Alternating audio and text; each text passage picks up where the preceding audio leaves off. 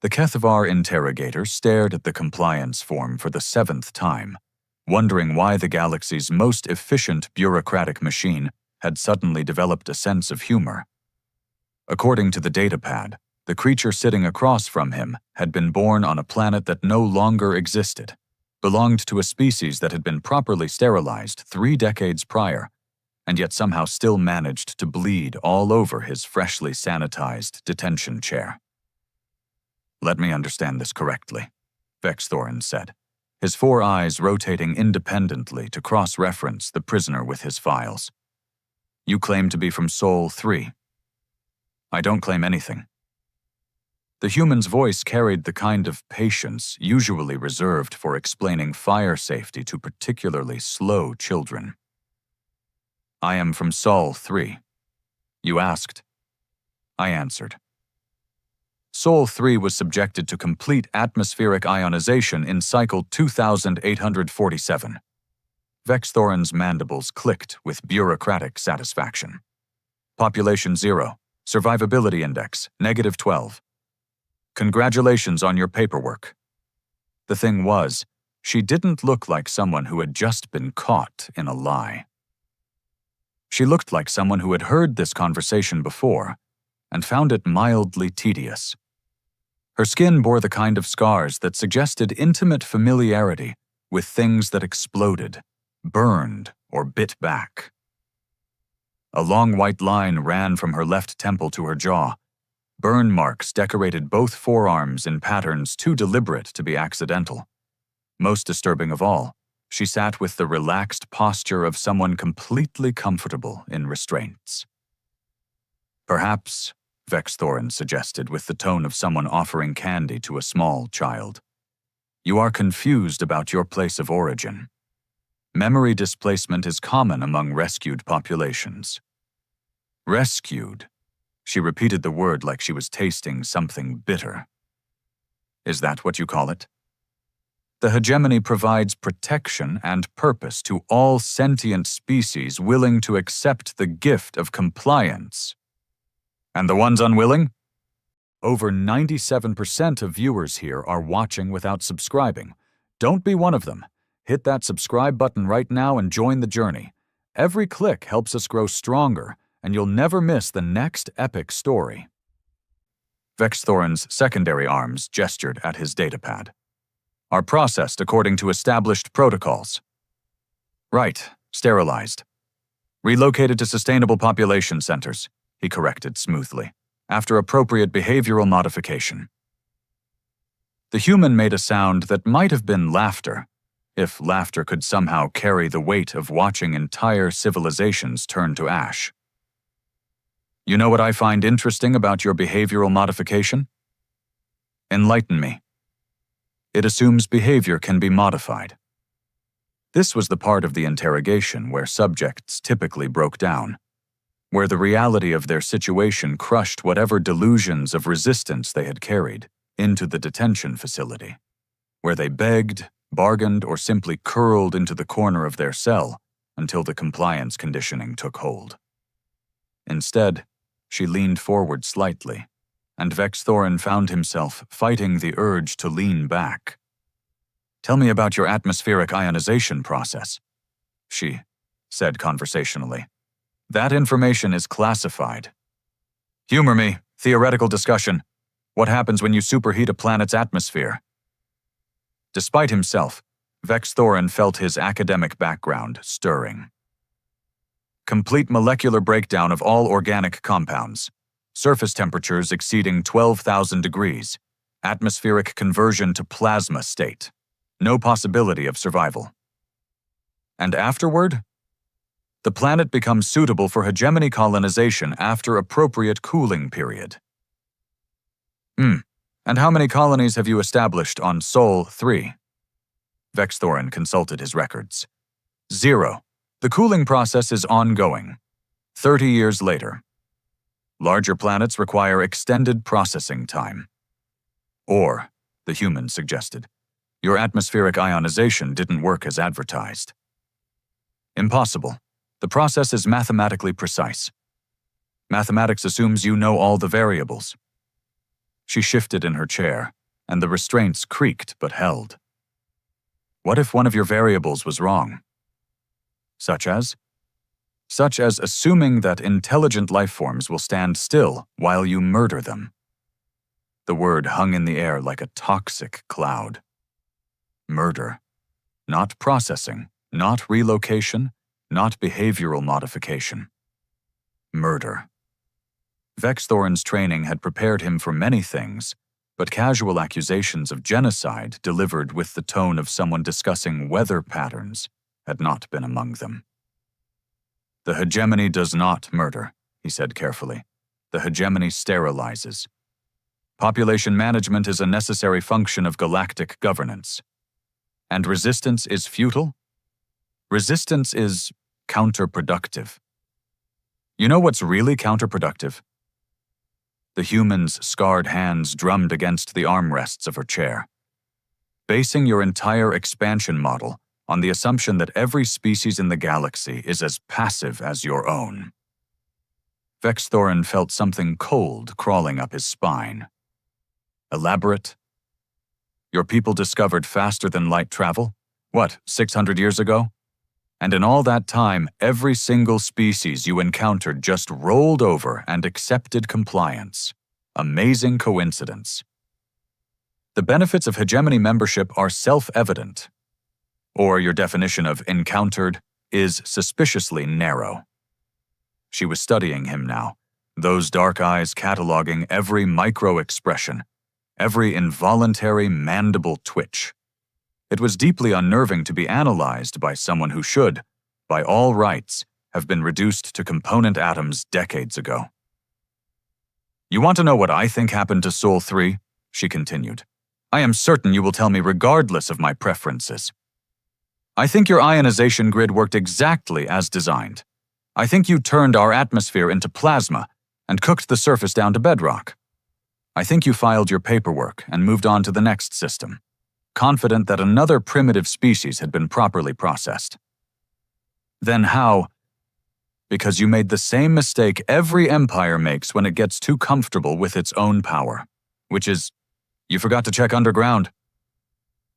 The temperature in the interrogation room seemed to drop several degrees. Vexthorn's primary hands began entering queries into his datapad, while his secondary arms reached for the emergency communication device.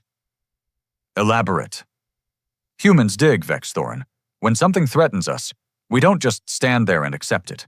We dig down, we dig in, and we wait. We wait for your ionization grid to finish. We wait for your fleets to leave. We wait for your colonies to settle into their nice, predictable routines. She smiled, and it was not a pleasant expression. And then we dig up. Impossible. No organic life form can survive extended underground habitation. No Kethvar life form can survive extended underground habitation. But then, your people never developed under selection pressure, did you? Never had to adapt to environments that actively tried to kill you. Vexthorn was beginning to understand why his predecessor had requested immediate reassignment after his last encounter with an unregistered human.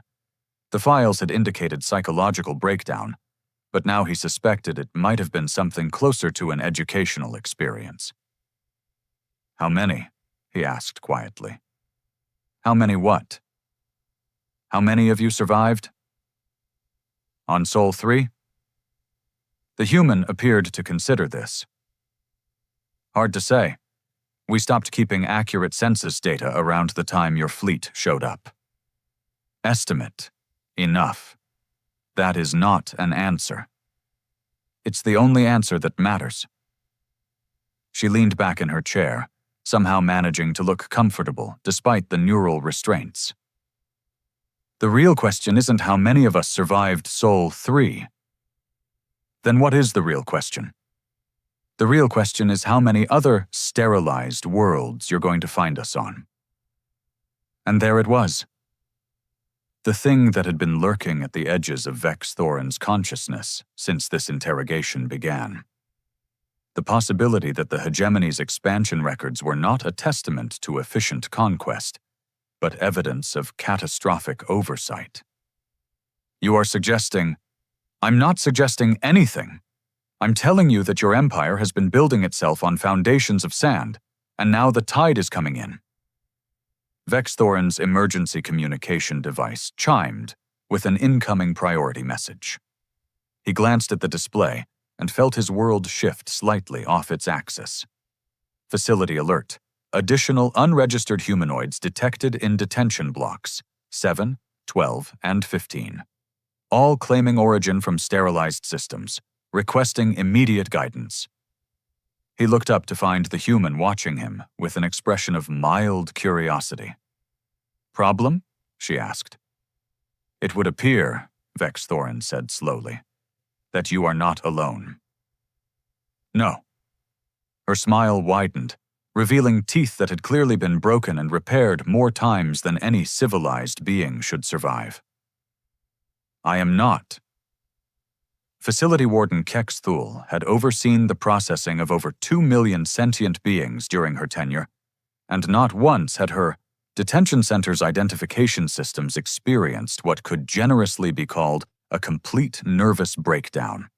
The holographic displays flickered between error messages, contradictory data streams, and what appeared to be her security AI having an existential crisis in real time. Explain this to me again, she said to her chief security officer, a Morden whose natural paranoia made him invaluable for institutional management. Slowly.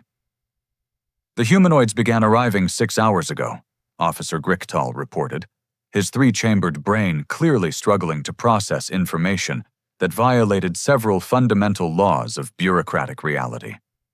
Standard detention protocol classified them as unregistered entities from the Outer Rim. Routine processing revealed complications. What manner of complications? They claim to originate from 17 different star systems. And the problem with this is?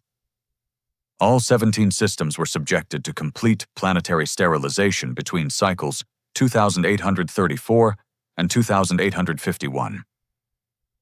Kexthul stared at the detention roster, watching names and origin points scroll past in an endless stream of administrative impossibility.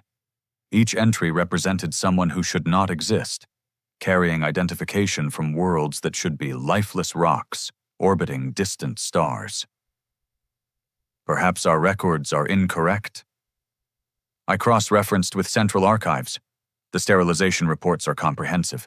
Atmospheric readings, geological surveys, post-processing colonization assessments. These worlds are dead, Warden. Yet here we sit, discussing their apparently undead inhabitants. That's not the strangest part. Of course it wasn't. Kexthul had learned long ago that in her line of work, the strangest part was always yet to come. Continue. They appear to know each other. She followed Grichtal through the facility's central corridor, past holding cells that housed the galaxy's standard collection of compliance violators. Smugglers who forgot to pay proper bribes, traders who sold unapproved technology, occasionally a religious fanatic who insisted on worshipping something other than hegemony efficiency. The humans occupied an entirely separate wing. This one, Grichtal indicated a cell containing a middle-aged female whose left arm terminated in some sort of mechanical prosthetic.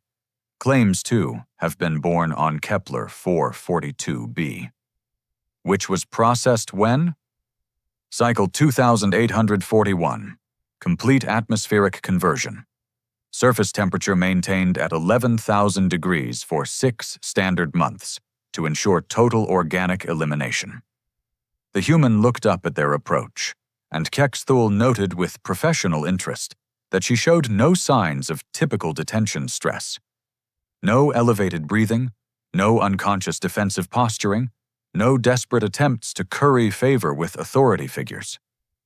Instead, she appeared mildly curious about the conversation taking place outside her cell.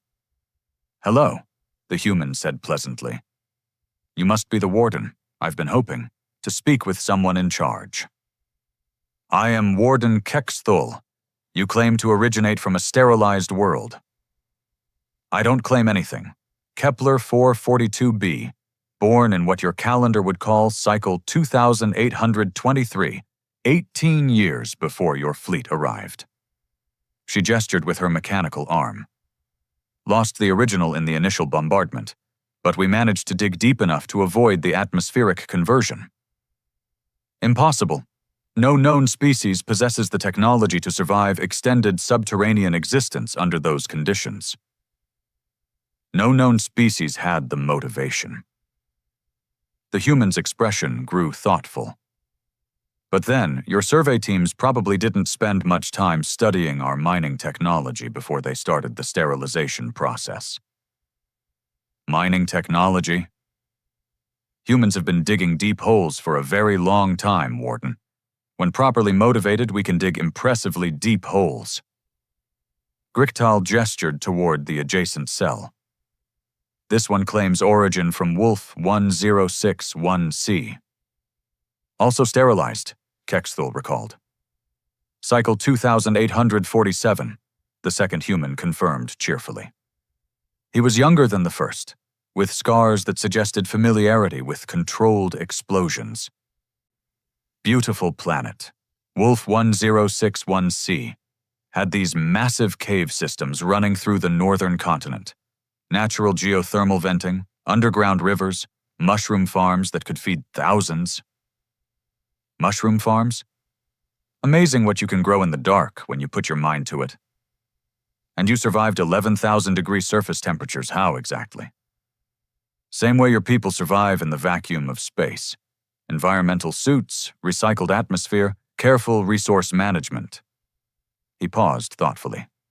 Though I suspect your people never had to do it for 37 years straight. Kexthul was beginning to develop the sort of headache that suggested her understanding of the universe required significant recalibration. She moved to the next cell. Let me guess, she said to its occupant. Another sterilized world. Glisa 667cc, the third human replied. This one was older, bearing the kind of weathered appearance that came from decades of making impossible decisions. Though we called it New Hokkaido. Beautiful winters, terrible summers, perfect for growing root vegetables in underground hydroponic systems. All of you survived by going underground?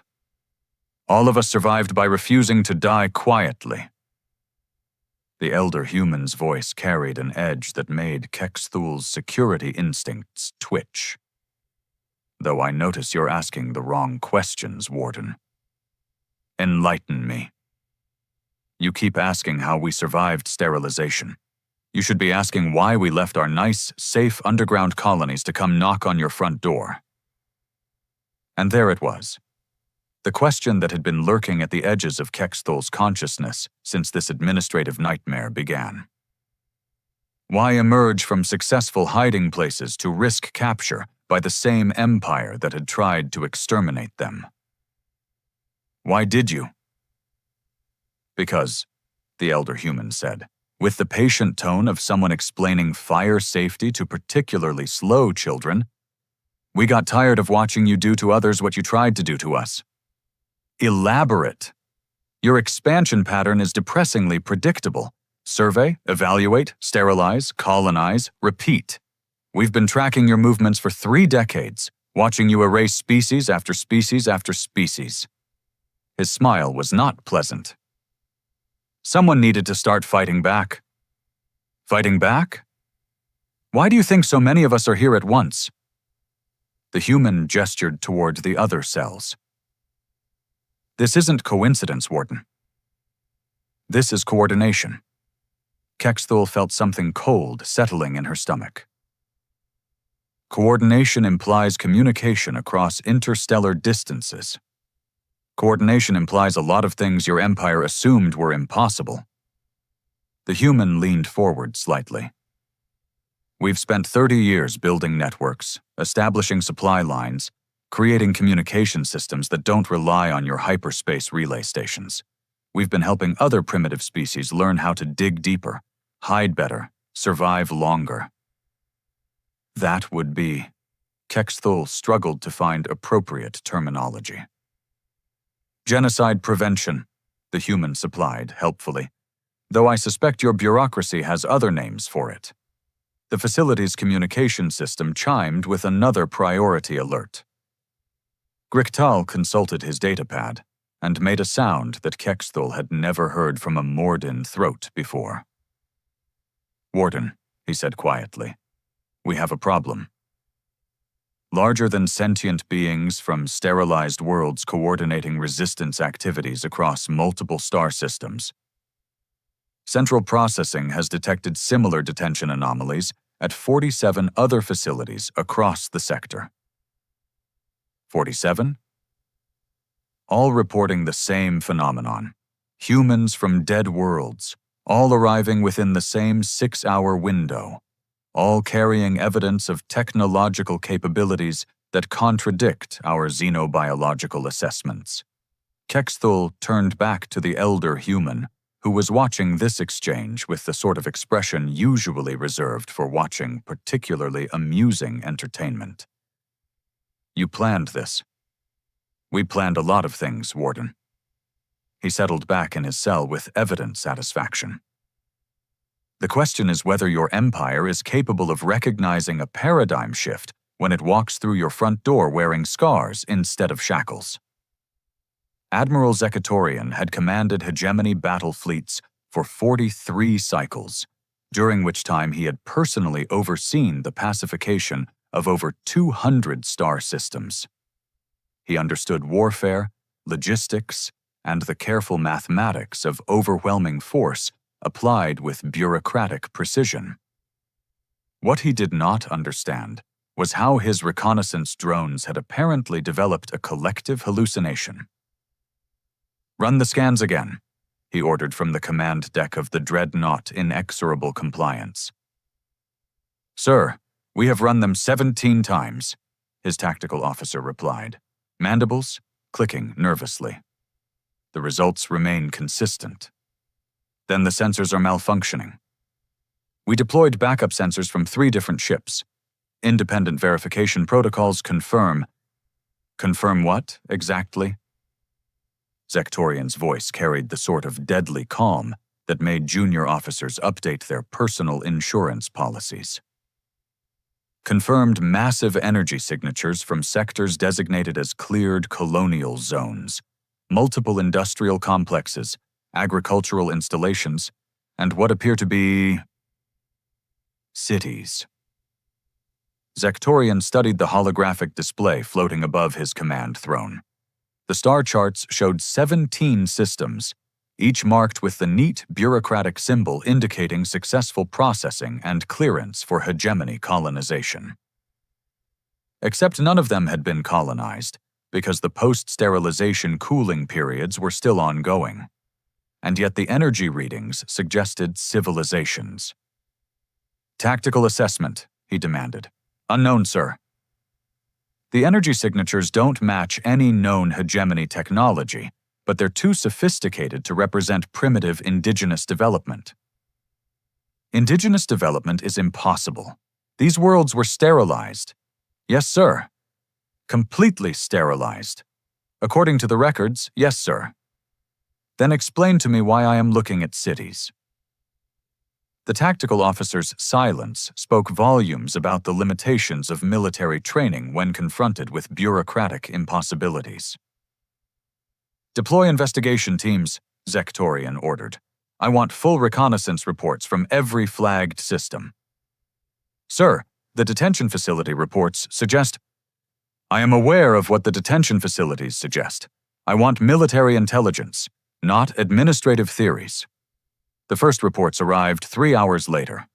Admiral Zekatorian read them twice, had his communications officer verify their authenticity, then read them again while slowly crushing his ceremonial command chalice between his primary manipulators.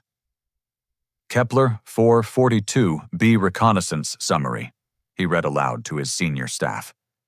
"Surface temperature. Nominal. Atmospheric composition.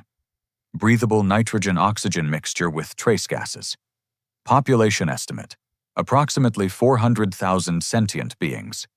Infrastructure assessment, Extensive underground networks connected to surface installations via camouflaged access points. Technology level, equivalent to mid-tier hegemony engineering standards. "Sir," ventured his intelligence chief, "the sterilization records for Kepler 442b are unambiguous. Complete atmospheric ionization was maintained for 6 months. Yes, I have read the records." Zektorian set down the report with deliberate care. "Continue reading, Chief Intelligence Officer Morka. The inhabitants appear to be human-derived, though with significant technological adaptations. Their industrial base focuses heavily on resource extraction, atmospheric processing, and closed-system agriculture. Most disturbing, they possess interstellar communication capabilities that do not utilize hegemony relay networks. Non-hegemony communication networks," Zektorian repeated slowly. "It gets worse, sir." "How could it possibly get worse?" "They've been using those networks to coordinate with similar populations on other supposedly sterilized worlds." "And?" Morka paused, his natural Vorthak survival instincts warring with his duty to report unpleasant facts to superior officers. "And they appear to have been sharing hegemony military intelligence with species currently under evaluation for processing." The command deck fell silent except for the steady hum of life support systems and the distant thrum of the dreadnought's engines. Admiral Zektorian found himself contemplating the philosophical implications of discovering that one's entire military career had been built on faulty assumptions. "Show me Wolf 1061C, he said finally. The holographic display shifted, revealing another impossible civilization thriving on another officially dead world. Cities built into cliff faces, agricultural terraces carved into mountainsides, and industrial complexes that seemed designed to be invisible from orbital reconnaissance. "They knew we were coming," Zektorian realized. "Sir, these installations, they're designed for concealment from above, which means they studied our reconnaissance patterns and adapted accordingly. That would imply that our sterilization procedures have been observed, analyzed, and systematically countered by a species we classified as primitive." Zektorian's voice carried the kind of ice-cold fury that preceded very bad decisions or very good ones. "How many other worlds?" "Sir, how many other processed worlds are currently hosting thriving human civilizations that shouldn't exist?" Morka consulted his intelligence briefing. Initial surveys suggest at least 47 confirmed populations, with evidence of communication networks extending to an additional 132 star systems. 132. Yes, sir. In sectors we classified as cleared for colonization. Yes, sir. Populated by humans who survived atmospheric ionization by digging holes in the ground. Apparently very sophisticated holes, sir. Admiral Zektorian stood from his command throne and began pacing the length of his bridge. 43 cycles of military service had taught him to recognize paradigm shifts, and this particular shift felt less like a tactical adjustment and more like watching the fundamental laws of physics decide to take early retirement. "What does Central Command recommend?" "Central Command has not yet formulated a response, sir. The situation falls outside established military protocols. Because our established military protocols assume that dead species remain dead." "Among other assumptions, yes, sir." "And what happens when word of this reaches the outer colonies? When other species under evaluation realize that resistance to hegemony expansion is not only possible, but demonstrably successful?" The question hung in the air like a toxic cloud. Every officer on the bridge understood the implications. The hegemony's expansion model relied on the mythology of absolute power, the certainty that compliance was inevitable and resistance was futile. If that mythology collapsed, Sir, the communications officer reported, we're receiving a transmission from one of the human settlements. On screen, the holographic display shifted to show a middle-aged human female, her environment clearly indicating some sort of underground command facility. She wore practical clothing bearing stains that suggested familiarity with both machinery and explosives. Admiral Zektorian, she said pleasantly, thank you for taking my call. How do you know my designation? We've been monitoring hegemony military communications for quite some time. Fascinating encryption protocols, by the way. Very sophisticated. Unfortunately, they assume your enemies don't have 30 years to work on breaking them. Zektorian felt something that might have been panic beginning to claw at the edges of his consciousness. What do you want? To talk, the human replied. It seems we have a mutual problem. We do. Your empire is built on the assumption that resistance is impossible. Our survival proves that assumption is wrong. That puts both of us in a rather awkward position. Elaborate. Well, the human said thoughtfully, you can try to sterilize us again. Except now we know your methods. We've had decades to prepare, and we've been teaching other species how to do what we did. Or you can recognize that your expansion model has reached the end of its useful life and start considering alternatives.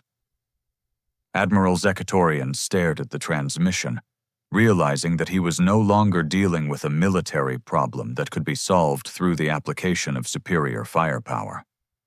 He was dealing with something far more dangerous, a species that refused to accept the fundamental assumptions upon which his entire civilization was built. And if we choose neither option?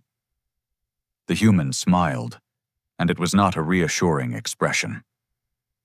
Then you get to find out what happens when 132 supposedly extinct civilizations stop hiding.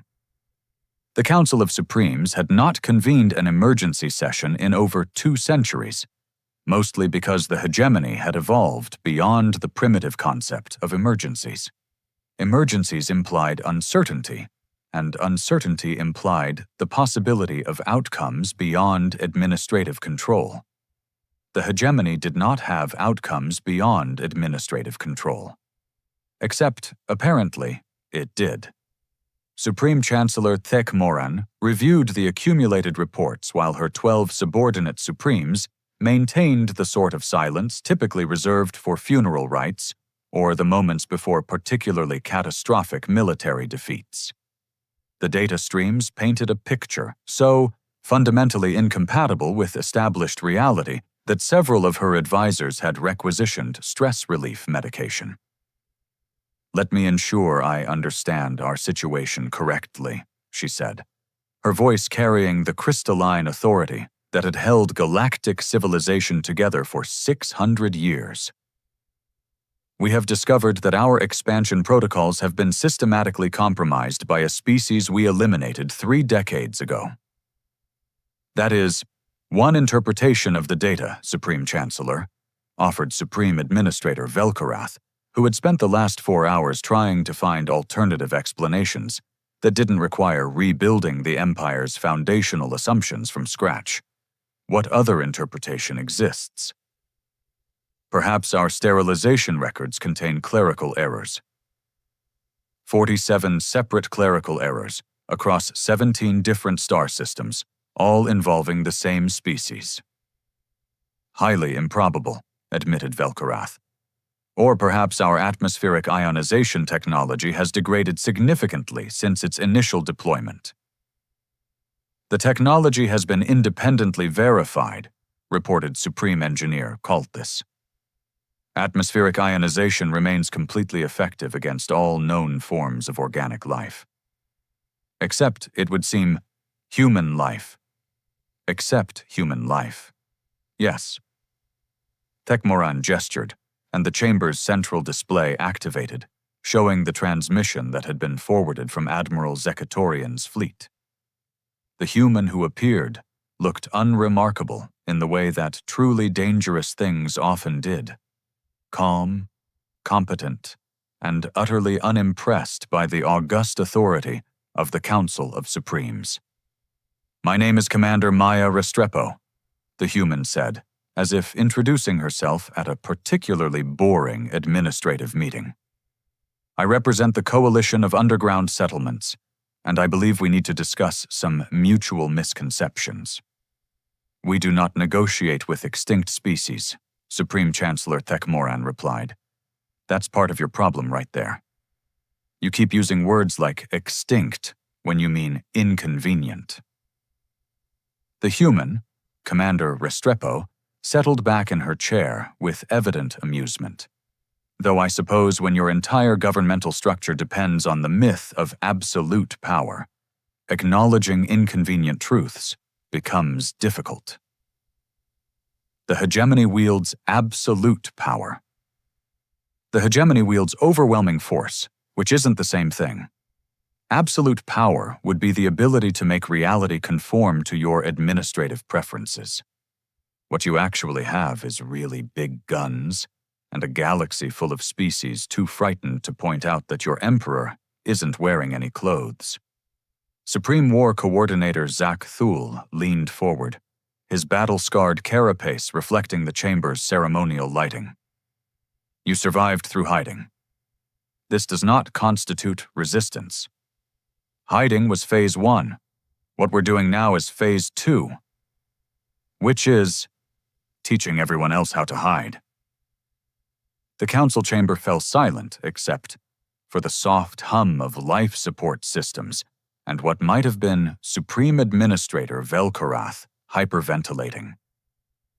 "Elaborate," Thekmoran commanded.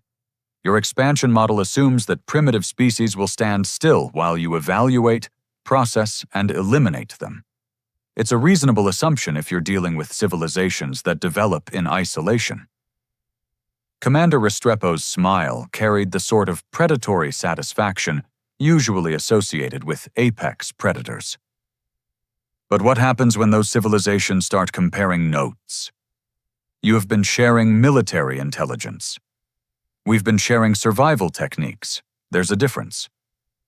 Such as the fact that your atmospheric ionization technology has a maximum effective depth of 12 kilometers. Dig deeper than that, and you can wait out the sterilization process in relative comfort." The human paused thoughtfully. "We've shared that information with 43 species currently under hegemony evaluation." Supreme Engineer Kalthis made a choking sound that suggested urgent recalculation of engineering assumptions. "Or the fact that your reconnaissance patterns follow predictable orbital mechanics, which means there are systematic blind spots in your surveillance networks. We've mapped those blind spots and shared the data." "Or," continued Commander Restrepo with evident enjoyment, "the fact that your expansion fleets operate on standardized logistics schedules, which means their supply lines are vulnerable to coordinated disruption at predictable intervals." "This constitutes an act of war," declared Supreme War Coordinator Zak Thul. "No, this constitutes an act of education.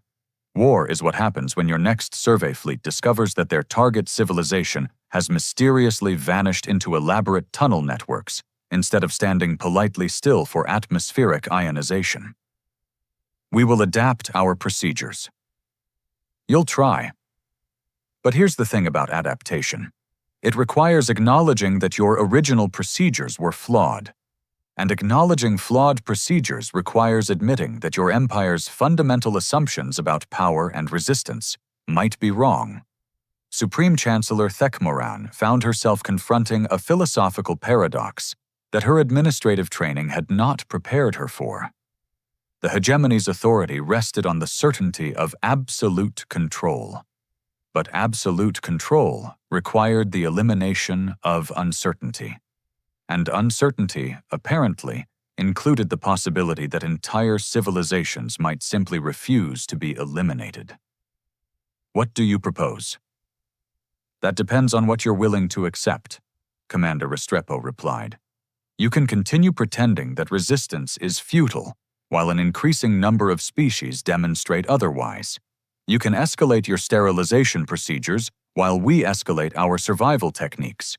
You can maintain the fiction of absolute power while reality systematically undermines that fiction. Or you can accept that the galaxy has changed, and maybe it's time for your empire to change with it. The hegemony does not change. The hegemony endures. Everything changes, Supreme Chancellor.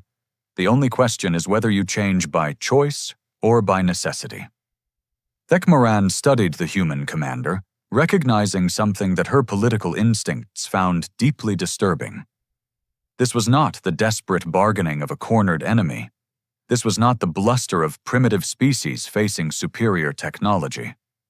This was the calm confidence of someone who had already won, and was offering her opponents the opportunity to surrender gracefully.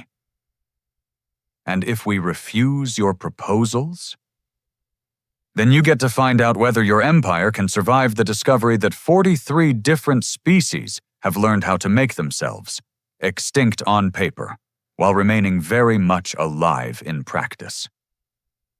Commander Restrepo's expression grew thoughtful. Though I suspect the answer will depend on how long your outer colonies continue believing in absolute power, once word of our little conversation reaches them. Supreme Chancellor Thekmoran realized that she was no longer dealing with a military crisis or an administrative anomaly.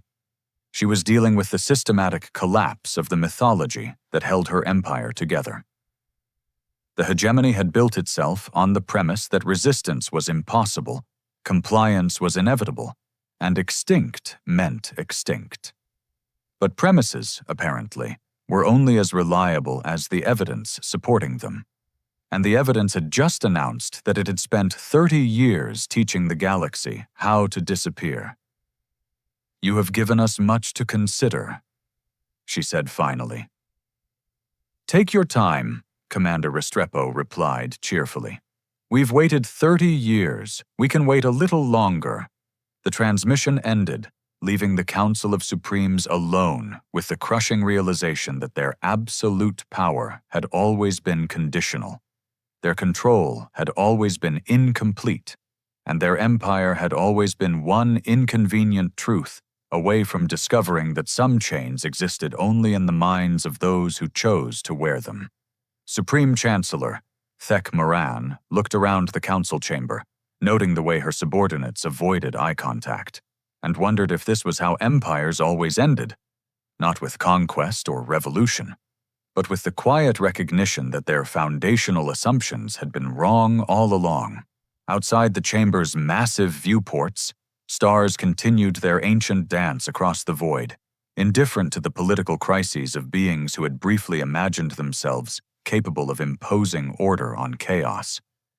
And somewhere among those stars, in tunnels carved deep enough to survive atmospheric ionization, humans continued doing what they had always done best.